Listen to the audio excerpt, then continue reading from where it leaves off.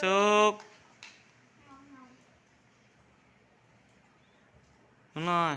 Xuống nào.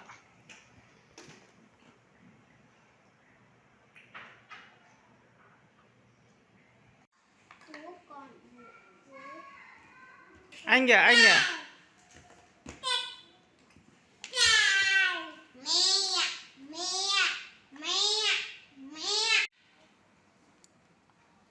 Mẹ, đúng rồi, mẹ. Anh.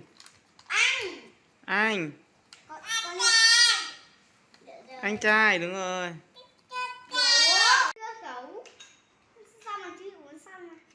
Được rồi, uống xong rồi.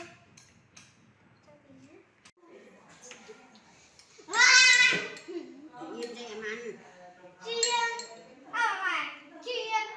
Chiên. Chiên. Chiên.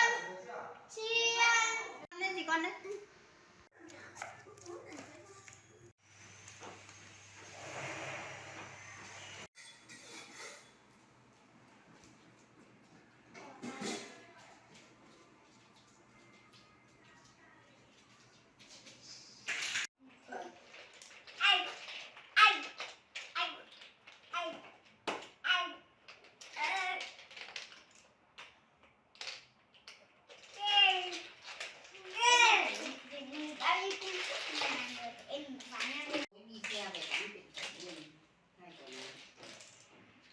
Tối về muộn thì chắc chả tắm được đâu.